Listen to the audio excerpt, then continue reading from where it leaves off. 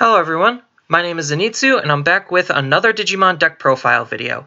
So today I'm going to be covering the Kentarosmon yellow deck from Special Booster 1.0, and I think this deck is a pretty decent deck considering it has a whole bunch of different defensive options to really try to help manage what the opponent can do and how the opponent is going to play their cards.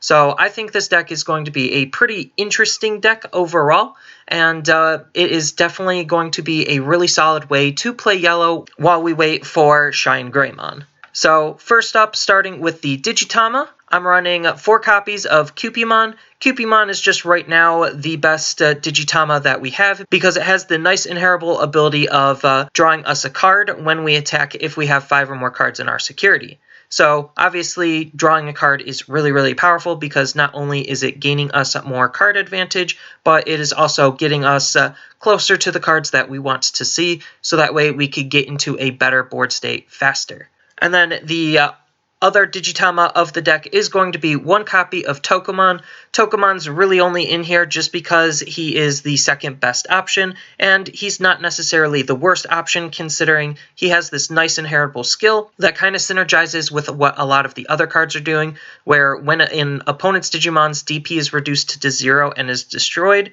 then this Digimon gets plus 1000 DP. And that DP boost is actually pretty important considering a lot of the mid to high level cards that we're going to be running don't necessarily have a whole lot of DP, so anywhere where we could get some extra DP is definitely a good thing. Next, on to the rookies. I'm running 4 copies of Labramon. So Labramon is just a really fantastic rookie because it has this very powerful inheritable ability where when one of the opponent's Digimon is deleted by having their DP be reduced to 0, then you get to draw a card for that. So obviously a good portion of what we're going to try to do is reduce the opponent's DP to 0 as our form of control for the deck. Next up, I'm going to be running 2 copies of the Promo Patamon.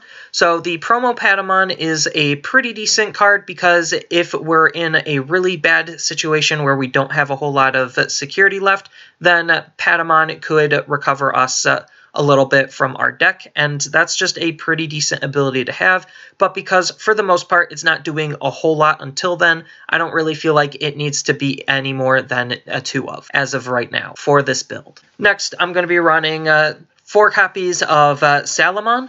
So Salamon is just that value vanilla. Very cheap to play, very cheap to digivolve into with some decent DP. And then the last rookie of the deck is going to be 4 copies of Padamon. So Padamon is basically in here for the exact same reasons why Labramon is in here, just because it has a very similar ability where when the opponent's Digimon's DP is reduced to 0 and it's deleted, then once per turn we can gain 1 memory. So gaining memory and memory management is definitely a very important aspect to the game, and anywhere where we could get the advantage on memory to not only help put the opponent off their plays, but to help give us more possibilities in our plays, definitely makes Patamon a very decent Digimon to have. Next, on to the champions. I'm going to be running 4 copies of Reppamon. So Reppamon is a pretty interesting champion in which it has a very low initial cost to play. So if we don't necessarily see a rookie, then we don't really feel bad spending 3 memory on a Reppamon just because it's a champion. We don't need the rookie and we could start digivolving it right away without really losing a whole bunch of tempo. Its Digivolution cost is about average as the rest of the level, but that's not necessarily a bad thing. It just means it's average, but Reppamon is in here just because it's really cheap to play, and sometimes you just don't see your rookies, and you just need to play something. So Reppamon is basically a super rookie in a way. Next, I'm running 4 copies of the Promo Gatomon. So Gatomon is a pretty decent Digimon because it gives a nice inheritable ability where if you have 3 or more cards in your security, then this Digimon gains plus 1000 DP. So Gatomon kind of has a good synergy with Tokomon, where when we get this DP boost going, then it really does help the deck, just because, again, a lot of our Megas do lack a little bit on that DP front. And then the last champion of the deck is going to be 4 copies of Unimon. So Unimon is in here because he has the blocker ability, so that way we have some decent form of defense to play around with. Next, on to the Ultimates. I'm running 4 copies of Sirenmon. So Sirenmon is in here because it is just another value vanilla card. It's very cheap to play in case we don't have any other plays. It's very cheap to digivolve into compared to the rest of its level, so it's very, very efficient. And then on top of which, it's just going to be a good stepping stone because it is just that value vanilla card. Next, I'm playing 2 copies of Magna Engimon from the starter deck. So Magna Engimon from the starter deck has this great when attacking ability where one of the opponent's Digimon gets minus 1000 DP until the end of the turn. So again, this kind of just fits into the theme of where the form of control is minusing the opponent's DP down to 0, and then we get to trigger some of our effects. So Magna Engimon is definitely a great card just so that we could start reducing the opponent's DP without really doing anything extra that we wouldn't be doing already. And then the last ultimate of the deck is going to be 2 copies of Angelwomon from the starter deck. So this version of Angelwomon is pretty decent because she has a nice when digivolving ability, where if we have 3 or less cards in our security, then we get to recover 1. So a little bit of the sub-theme is recovery and trying to stave off as much damage as possible, so that way we can try to build up a decent enough board state to try to take the game, and Angelwomon is definitely a great card for gaining us some extra health to play around with. Next, on to the Megas, I'm going to be running 4 copies of SlashAngemon. So SlashAngemon is a really good Mega because he has this great when digivolving ability where one of the opponent's Digimon gets minus 8000 DP until the end of the turn. So this is really good for basically killing off almost anything that isn't a Mega. Yes, there are still a couple of Ultimates that don't exactly die to this ability, but the fact that a lot of just cards do die to this ability is why this ability is so good, and thus why SlashAngemon is in the deck. Even though for a Mega his DP is really, really bad, we're really just looking to use him as that kind of control piece to be able to try to destroy the opponent's Digimon before they could really get up to a good state. Next, I'm running 1 copy of Magnadramon. So Magnadramon is a pretty interesting card because it has 2 really big abilities.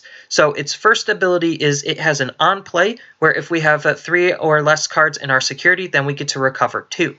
So this is kind of doing a similar job to what Angelwomon's doing, and Angelwomon is doing a similar ability to what Patamon is doing. So there's just this sub-theme of being able to recover just to try to keep our health as, well, healthy as possible.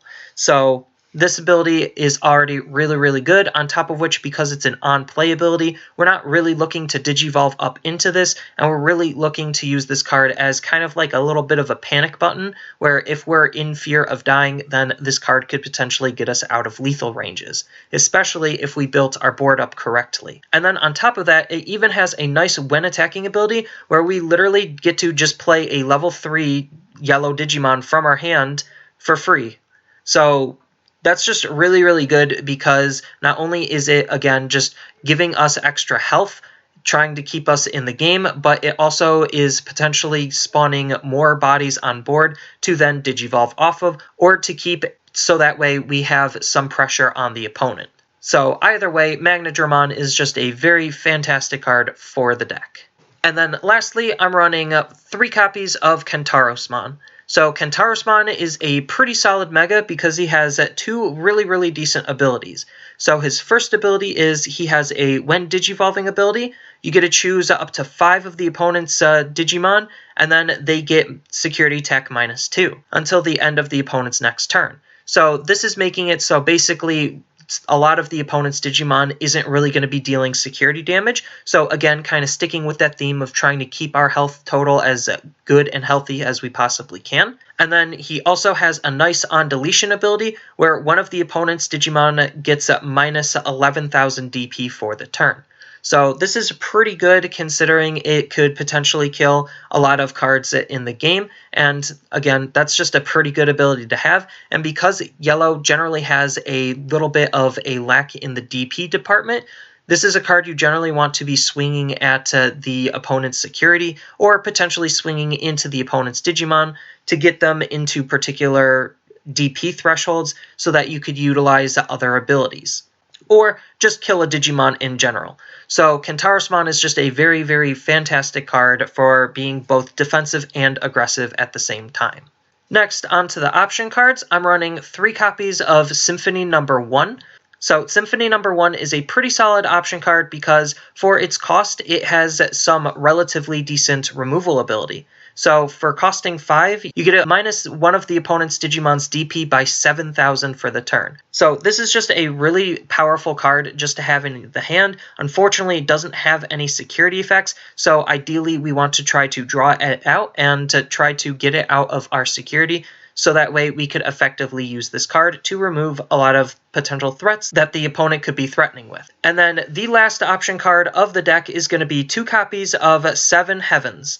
So 7 Heavens is a pretty solid option card in which it's kind of doing the same thing as Symphony number 1, just costs a little bit more, but the DP reduction is a little bit more, and then on top of which it even has a nice security ability of activating its main ability. So we get a little bit of extra benefit if it's in the security, and then a lot of our DP reduction abilities it could potentially trigger on the opponent's turn, so that way it could give us a huge advantage going into our turn. So I think 7 Heavens is a very decent option card.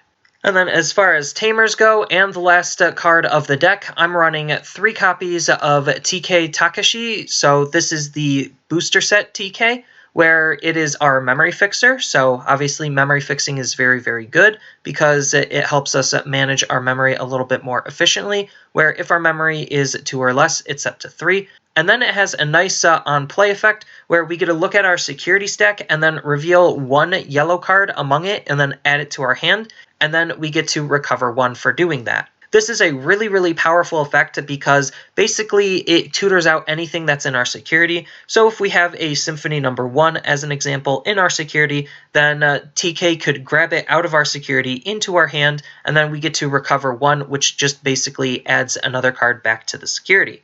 This is just a fantastic card for allowing us to be that much more consistent in the deck.